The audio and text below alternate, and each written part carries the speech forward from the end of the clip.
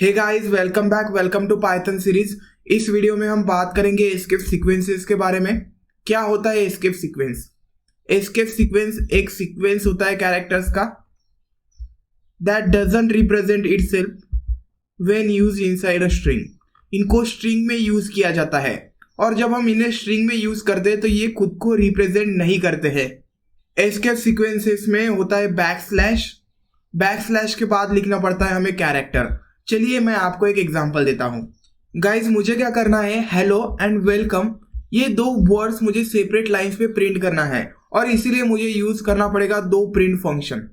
इसे मैं सेव करता हूं और रन करता हूं। आउटपुट विंडो में मुझे हेलो एंड वेलकम दो सेपरेट लाइन पे प्रिंट करके मिलेंगे, लेकिन इसके लिए हम एस्केप सीक्वेंसेस का यूज करते हैं। मैं यहाँ पे एग्जांपल ले रहा हूँ स्लैश ऑफ वीएन का। स्लैश ऑफ वीएन एक एस्केप सीक्वेंस है और अगर मैं हेलो के बाद बैकस्लैश ऑफ वीएन करके वेलकम लिखूं तो मुझे ये सेकंड स्टेटमेंट लिखने की आवश्यकता नहीं है।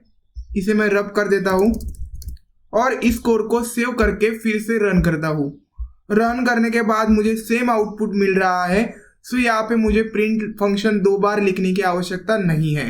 ये इस स्ट्रिंग में मैंने स्लैश ऑफ वीएन लिखा है और ये स्लैश ऑफ वीएन यहाँ पे प्रिंट नहीं हो रहा है, ये खुद को रिप्रेजेंट नहीं कर रहा है, लेकिन इसका इफेक्ट हमें दिखाई दे रहा है। दैट इज जो वेलकम है ये सेकंड लाइन पे प्रिंट हो रहा है।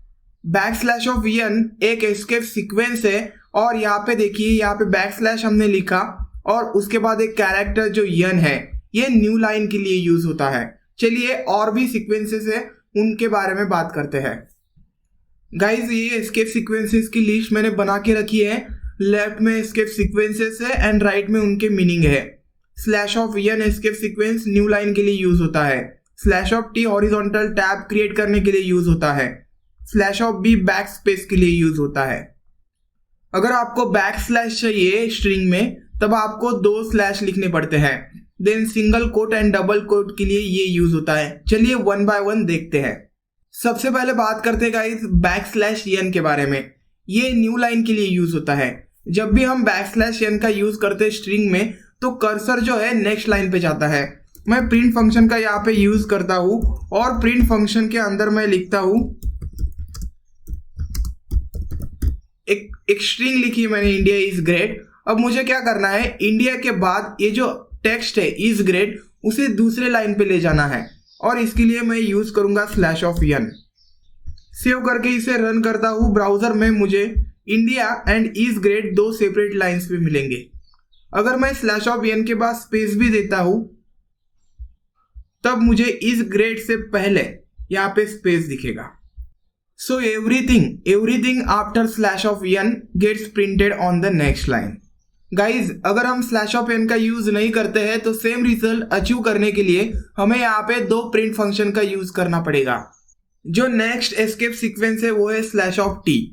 इसको यूज किया जाता है हॉरिजॉन्टल टैब क्रिएट करने के लिए। अगर मुझे दो वर्ड में टैब क्रिएट करना है तब हम स्लैश टी का यूज करते हैं। गाइज, अब बात करते हैं स्लैश ऑफ टी की। ये यूज होता है हॉरिजॉन्टल टैब क्रिएट करने के लिए। दो स्ट्रिंग में टैब क्रिएट करने के लिए स्लैश ऑफ टी का यूज होता है। सपोज मेरे पास दो स्ट्रिंग है, first one is India and second one is great. अब मैं स्लैश ऑफ एन को रिप्लेस कर देता हूँ स्लैश ऑफ टी से, मतलब मैं यहाँ पे एक टैब क्रिएट करना चाहता हूँ इंडिया एंड इज ग्रेट के बीच में। चलिए इसे सेव करके मैं रन करता हूँ। रन करने के बाद इंडिया और यहाँ पे एक टैब मतलब 4 स्पेसेस एंड उसके बाद इज ग्रेट हमें दिखाई दे रहा है। जो नेक्स्ट एस्केप सीक्वेंस कैरेक्टर है वो है बैकस्लैश ऑफ बी। अब प्रिंट फंक्शन के अंदर मैंने एक स्ट्रिंग दी है और इसके अंदर मैं बैकस्लैश ऑफ बी का इस्तेमाल करूंगा। क्या करता है बैकस्लैश ऑफ बी? ये क्या करता है, कर्सर जो है उसको बैकस्पेस में ले जाता है। ये एक कैरेक्टर इरेज करता है। डबल डी के बीच में अगर मैं बैकस्लैश ऑफ बी का इस्तेमाल करूं, सेव करके इसे रन करूं, तब मुझे आउटपुट में इंडिया मिलेगा। ये जो डी है ये वाला ये प्रिंट नहीं हो रहा है। जब पाइथन इंटरप्रेटर यहाँ पे आएगा तब ये क्या करेगा, जो बैकस्पेस में जाएगा और जो कैरेक्टर है इसे ये निकाल देगा डी को। यहाँ पे डी था और ये निकल जाएगा। नेक्स्ट एस्केप सीक्वेंस है कोड के लिए। मैं प्रिंट फंक्शन के अंदर एक ऐसी स्ट्रिंग देता हूँ। चलिए एक स्ट्रिंग है, अब इसके अंदर मैं लिखता हूँ हेलो और डबल कोट के अंदर फिर से पॉल लिखता हूँ, सेव करके इसे रन करता हूँ, तब मुझे क्या मिलेगा? Syntax error, that is invalid syntax. क्यों ये इनवैलिड सिंटैक्स है? जब पाइथन इंटरप्रेटर इसे पास करते करते यहाँ तक आएगा तब उसको लगेगा कि ये देखिए यहाँ पे एक कोट है और यहाँ पे एक कोट है, उसके लगेगा कि स्ट्रिंग जो है यहाँ पे एंड हो रही है और उसके बाद जो लिखा है वो उसको समझ में नहीं आ रहा है। ये एरर निकालने के लिए हमारे पास दो तरीके हैं। हम यहाँ पे यूज करेंगे सिंगल कोट का। अगर हम ऐसा करते हैं, सेव करके रन करते हैं, आउटपुट विंडो में हमें ठीक ठाक आउटपुट आएगा, that is hello Paul. Paul जो है डबल कोट्स में है। लेकिन हमारे पास एक दूसरा तरीका भी है। चलिए मैं यहाँ पे फिर से डबल कोट कर देता हूं। फिर से यहाँ पे देखिए कलर चेंज हो रहा है। अब मुझे यूज करना है एस्केप सीक्वेंस जो है कोड के लिए। सॉरी, यहाँ पे डबल कोट लिखता हूं। हम बात कर रहे हैं डबल कोट की। मैं यहाँ पे क्या करता हूं, एक बैक स्लैश देता हूं और यहाँ पे एक बैक स्लैश देता हूं। जब भी मैं बैक स्लैश लिख के ये कोट लिखूंगा डबल कोट, तो पाइथन इंटरप्रेटर को समझ में आएगा कि यहाँ पे डबल कोट है। सेव करके इसे रन करता हूं, उसको ये समझ में आएगा कि ये डबल कोट उसे प्रिंट करना है। सो मुझे आउटपुट विंडो में हेलो और डबल कोट्स में पॉल प्रिंट करके मिल रहा है। सिमिलरली सिंगल कोट का है। हम सिंगल कोट को सिंगल कोट के अंदर यूज नहीं कर सकते। पाइथन इंटरप्रेटर यहाँ से पास करते यहाँ तक आएगा तब उसे लगेगा कि यहाँ पे स्ट्रिंग एंड हो रही है और जो इसके सामने लिखा है उसका कोई मीनिंग नहीं है, उसको वो समझ में नहीं आएगा और वो सिंटैक्स एरर थ्रो कर देगा। यहाँ पे भी हम यहाँ पे डबल कोट्स लिख सकते हैं और एस्केप सीक्वेंस का यूज करते हैं, जो है यहाँ पे हमें बैक स्लैश देना है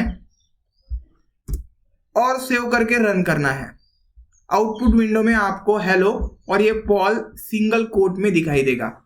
गाइस, जो नेक्स्ट एस्केप सीक्वेंस है वो है डबल बैक स्लैश। मुझे क्या करना है, मेरे पास एक स्ट्रिंग है hello guys, hello and guys के बीच में एक बैक स्लैश प्रिंट करना है। अगर मैं यहाँ पे बैक स्लैश देता हूँ, सेव करके इसे रन करता हूँ, ठीक है, मुझे आउटपुट मिलेगा हेलो बैक स्लैश गाइस। अब मुझे इसे एकदम बैक में देना है, लास्ट में। अगर मैं इसे लास्ट में देता हूँ, सेव करके रन करता हूँ, मुझे सिंटैक्स एरर आएगा, that is and of line. क्या है इसका मीनिंग? क्या है मतलब पाइथन इंटरप्रेटर को समझ में नहीं आ रहा है कि दूसरा डबल कोट कहाँ पे है। हमने यहाँ पे डबल कोट का इस्तेमाल इस बैक स्लैश के साथ किया है एंड लास्ट एस्केप सीक्वेंस हमने देखा था कि जब भी हम कोड को बैक स्लैश के साथ यूज करते हैं तब वो एस्केप सीक्वेंस बन जाता है। सो पाइथन इंटरप्रेटर को दूसरा कोड नहीं मिल रहा है और ये end of line error throw कर रहा है। हमें बैक स्लैश तो यहाँ पे प्रिंट करना है लेकिन हमें एरर भी नहीं चाहिए, तब हम यूज करेंगे डबल बैक स्लैश का। सेव करके इसे रन करता हूँ, ये देखिए हेलो गाइस और बाद में मुझे एक बैक स्लैश प्रिंट करके दिखाई दे रहा है। अगर आउटपुट में मुझे 2 बैक स्लैश चाहिए तो यहाँ पे मुझे 4 बैक स्लैश लिखने पड़ेंगे। जितनी भी बैक स्लैश आपको चाहिए उसके डबल आपको यहाँ पे लिखने पड़ेंगे। चलिए गाइस एक एग्जांपल सॉल्व करते हैं। मुझे आउटपुट विंडो में प्रिंट करना है ये स्ट्रिंग। मुझे ऐसी ही स्ट्रिंग प्रिंट करनी है। मुझे आउटपुट विंडो में इंडिया चाहिए, उसके बाद स्लैश ऑफ n चाहिए, उसके बाद हेलो चाहिए, उसके बाद स्लैश ऑफ t एंड उसके बाद हाय। ये सब मुझे चिपक कर प्रिंट करना है। मैं अगर प्रिंट फंक्शन का इस्तेमाल करूं, उसके अंदर इस स्ट्रिंग को डाल दूं, इसे कॉपी करता हूं और यहाँ पे डालता हूं, सेव करके इसे रन करता हूं, आउटपुट विंडो में मुझे डिजायर्ड आउटपुट नहीं मिलेगा। मुझे ऐसी स्ट्रिंग प्रिंट करके नहीं मिलेगी क्योंकि स्लैश ऑफ n कर्सर को ले जा रहा है नेक्स्ट लाइन पे। सो ये नेक्स्ट लाइन पे जाएगा और स्लैश ऑफ t एक टैब क्रिएट कर रहा है यहाँ पे हेलो के बाद। सो मुझे क्या करना होगा, मुझे यहाँ पे इस स्लैश का बैक स्लैश का मीनिंग चेंज करना है। मुझे यहाँ पे डबल बैक स्लैश लिखने पड़ेंगे। अब पाइथन इंटरप्रेटर को लगेगा कि मैं 2 बैक स्पेस का यूज कर रहा हूँ, सो मैं बैक स्पेस प्रिंट करना चाहता हूँ और ये जो कैरेक्टर है इस बैक स्पेस से सेपरेट हो जाएगा। देखिए इसका कलर चेंज हो गया है। सेव करके इसे रन करता हूँ फिर से, आउटपुट विंडो में मुझे देखिए एग्जैक्ट ये स्ट्रिंग प्रिंट करके मिल रही है। गाइस प्रॉब्लम सेट में मैं ऐसे एग्जांपल्स लेके आने वाला हूँ। ये है एस्केप सीक्वेंसेस। आपको याद रखना है कि सिंगल कोड के अंदर हम सिंगल कोड का इस्तेमाल नहीं कर सकते। एंड डबल कोट्स के अंदर हम डबल कोट्स का इस्तेमाल नहीं कर सकते। अगर हम करना भी चाहते हैं तब हमें एस्केप सीक्वेंसेस का यूज करना पड़ेगा। एस्केप सीक्वेंसेस ऐसे कैरेक्टर्स होते हैं जो खुद को रिप्रेजेंट नहीं करते हैं, लेकिन उनका इफेक्ट हमें दिखाई देता है। सो गाइज, इस वीडियो में बस इतना ही। उम्मीद करता हूँ कि आपको ये वीडियो पसंद आया होगा। Thanks for watching this video and will see you next time.